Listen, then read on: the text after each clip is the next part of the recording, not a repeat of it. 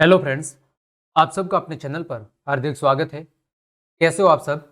उम्मीद करता हूँ आप सब अच्छे होंगे। तो आज की इस क्लास में हम कक्षा 8 विज्ञान विषय के अध्याय 8 कोशिका संरचना एवं प्रकार्य के अभ्यास प्रश्नों को सॉल्व करेंगे। हमने अध्याय 1 से लेकर 7 तक के सभी अध्यायों के अभ्यास प्रश्नों को अच्छे से सॉल्व कर लिया है। तो वो क्लासेस आप अपनी आवश्यकता अनुसार चैनल की प्लेलिस्ट पर जाकर देख सकते हैं। तो चलिए हम शुरू करते हैं। देखें, पहला प्रश्न दिया गया है, निम्न कथन सत्य है या असत्य। इनमें से कौन कौन से कथन सत्य है और कौन कौन से असत्य है वो हमें बताना है। पहला कथन है, एक कोशिकीय जीवों में एक ही कोशिका होती है। बिल्कुल सही बात है। एक कोशिकीय जीवों का शरीर एक ही कोशिका से मिलकर बना होता है, तो यह कथन सत्य है। दूसरा, पेशीय कोशिका शाखान्वित होती है। ये बिल्कुल गलत है। पेशीय कोशिकाएं होती है वो रेखित होती है, वो शाखान्वित यानी शाखाओं में बटी हुई नहीं होती है। तीसरा, किसी जीव की मूल संरचना अंग है। बिल्कुल गलत है।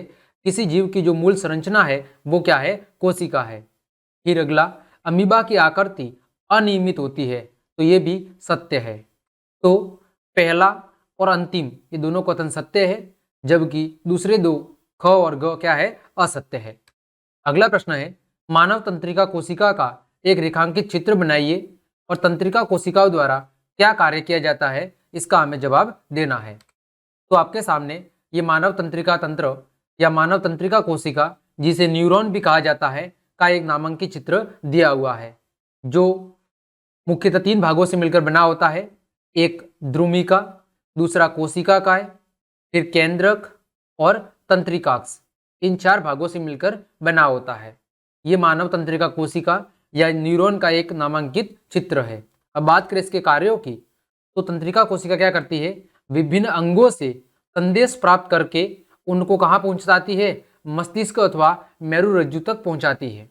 तंत्रिका कोशिका विभिन्न अंगों में मौजूद जो ग्राही अंग होते हैं उनसे संदेशों या उद्दीपनों को प्राप्त करके उन संदेशों को मस्तिष्क अथवा मेरुरज्जु तक पहुंचाती है, और फिर वहां से मस्तिष्क अथवा मेरुरज्जु से जो आदेश प्राप्त होते हैं उन आदेशों को अनुक्रिया के रूप में, किसके रूप में? अनुक्रिया के रूप में पुनः कहाँ पहुंचाती है? अंगों तक पहुंचाती है।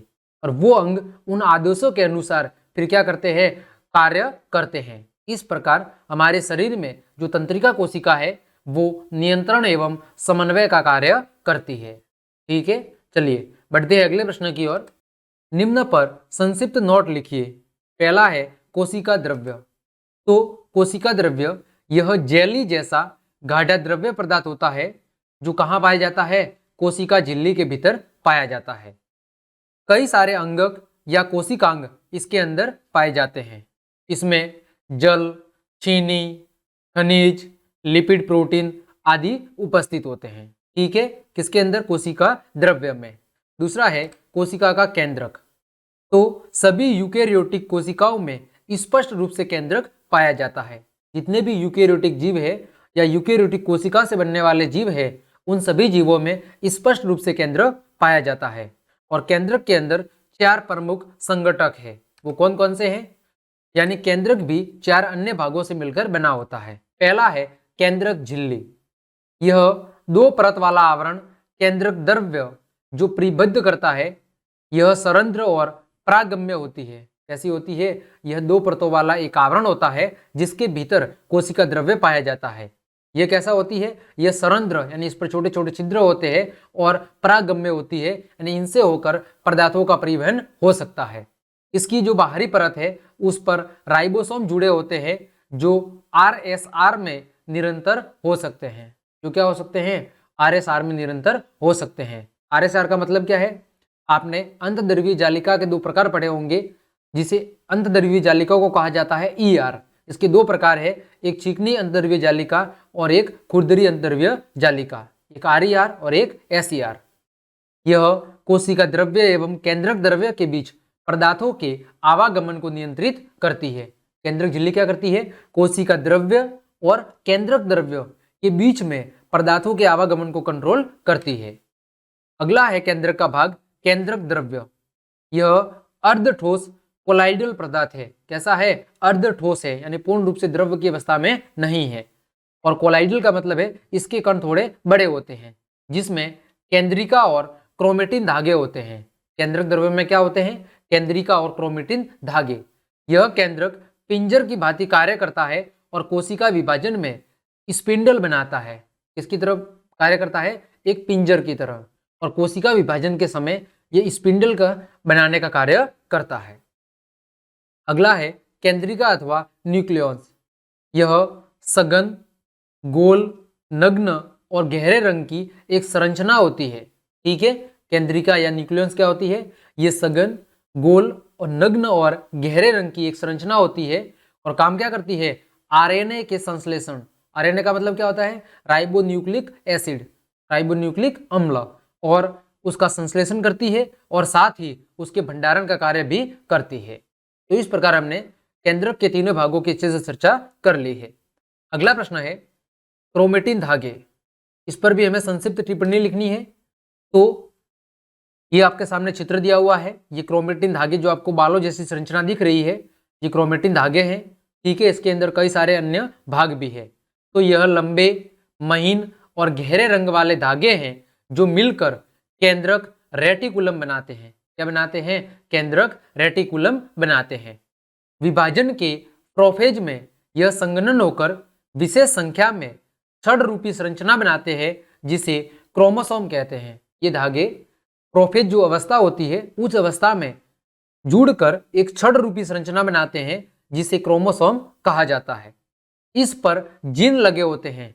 क्रोमोसोम पर क्या लगे होते हैं? क्रोमोसोम पर जीन लगे होते हैं जो आनुवांशिक गुणों और लक्षणों को अगली पीढ़ी में स्थानांतरित करने का कार्य करते हैं। यानी इन्हीं क्रोमोसोम की वजह से माता पिता से कुछ गुणों का स्थानांतरण उसकी संतान में होता है। यह संरचनात्मक और एंजाइम प्रोटीन का संश्लेषण भी करते हैं। ये संरचनात्मक और एंजाइम प्रोटीन दोनों का संश्लेषण भी करते हैं, यानी उनको उत्पन्न करने का कार्य भी करते हैं। ठीक है, चलिए अगला प्रश्न है कोशिका के किस भाग में कोशिकांग पाए जाते हैं? तो कोशिका द्रव्य के अंदर कई सारे कोशिका अंगक पाए जाते हैं। पादप कोशिका और जंतु कोशिका के रेखा चित्र बनाकर उनमें 3 अंतर लिखिए। तो देखें, पादप और जंतु कोशिका में अंतर की बात करते हैं।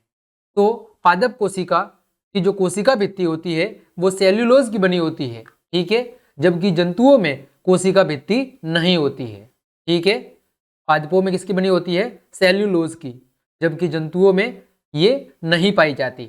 दूसरा अंतर, पादपों में हरित लवक या क्लोरोप्लास्ट उपस्थित होते हैं, जिसके कारण पेड़ पौधों की पत्तियां हरे रंग की होती है। वहीं जंतुओं में हरित वर्णक या क्लोरोप्लास्ट उपस्थित नहीं होते हैं।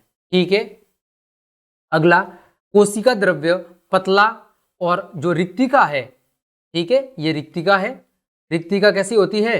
रिक्तिका बड़ी होती है। किसमें? पादप कोशिकाओं में। वही बात करें जंतु कोशिका की, तो इसमें कोशिका द्रव्य सघन और रिक्तिका क्या होती है? अनुपस्थित होती है। ये रिक्तिका नहीं है, रिक्तिका है। ठीक है, रिक्तिका क्या होती है? अनुपस्थित होती है। आगे बात करें चित्र की, तो देखें ये आपके सामने 2 चित्र है।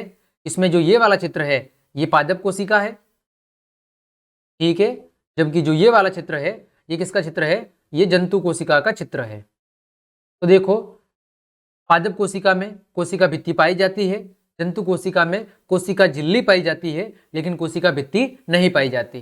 ठीक है, पादप कोशिकाओं में रिक्तिका काफी बड़ी होती है, जंतु कोशिकाओं में काफी छोटी होती है। ठीक है, वही पादप कोशिकाओं में हरित लवक पाया जाता है, वही जंतु कोशिका में हरित लवक नहीं पाया जाता। यही 3 प्रमुख अंतर है। चलिए अगला प्रश्न है यूकेरियोट्स तथा प्रोकैरियोट्स में अंतर लिखिए। तो ये तो बिल्कुल सरल प्रश्न है और कई बार परीक्षाओं में भी पूछा जाता है। तो जो यूकेरियोट्स जीव होते हैं या जो यूकेरियोटिक जीव होते हैं, इन जीव की कोशिकाओं में जो केंद्रक होते हैं वो स्पष्ट रूप से पाए जाते हैं और साथ ही केंद्रक झिल्ली भी पाई जाती है। उदाहरण प्याज के छिलके और गाल की कोशिका, ये किसके उदाहरण हैं? यूकेरियोट्स के उदाहरण है। वही बात करें प्रोकैरियोट्स की, तो इन जीवों की कोशिकाओं में केंद्रक उपस्थित नहीं होता, यानी कि केंद्रक झिल्ली क्या होती है? उपस्थित नहीं होती है। उदाहरण जैसे जीवाणु, नीलहरित, शैवाल, ये किसके उदाहरण हैं? प्रोकैरियोटिक जीवों के। तो बिल्कुल सरल है। चलिए अगला प्रश्न है कोशिका में क्रोमोसोम अथवा गुणसूत्र कहाँ पाए जाते हैं, उनका कार्य बताइए। तो कोशिका में जो क्रोमोसोम या गुणसूत्र है वो केंद्रक द्रव्य में पाए जाते हैं। कहाँ पाए जाते हैं? केंद्रक द्रव्य में। और ये धागे जैसी संरचनाएं होती है। कैसी होती है? धागे जैसी संरचनाएं होती है।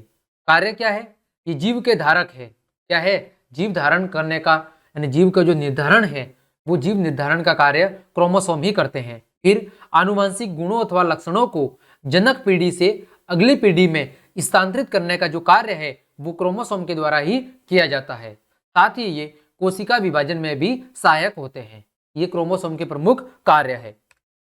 अगला प्रश्न है, सजीवों में कोशिका मूलभूत संरचनात्मक इकाई है, समझाइए। यानी सजीवों की सबसे मूलभूत संरचनात्मक एवं क्रियात्मक इकाई कोशिका है। कैसे है ये हमें समझाना है।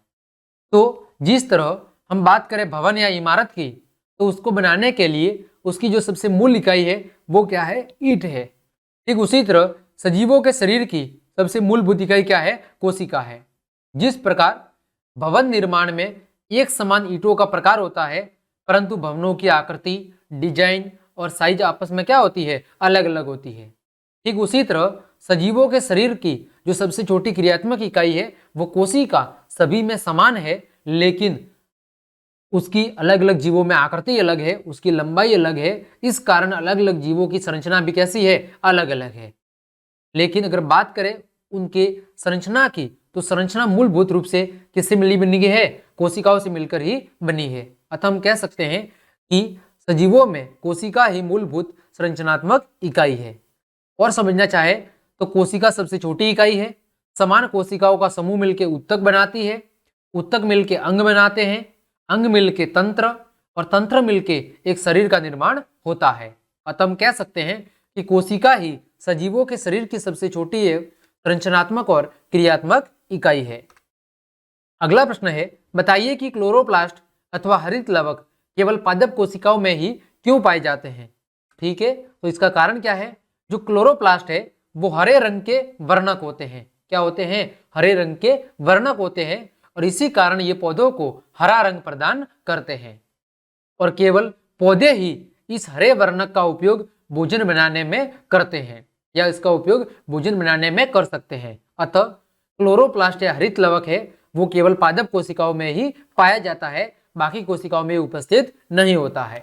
तो इस प्रकार हमने आपके अध्याय 8 के सभी प्रश्नों को अच्छे से सॉल्व कर लिया है। उम्मीद करता हूं सारे प्रश्न आपको अच्छे से समझ में आए होंगे। तो क्लास देखने के लिए आप सभी को धन्यवाद। अगर आपको क्लास पसंद आई है तो लाइक, कमेंट, शेयर और सब्सक्राइब जरूर करें।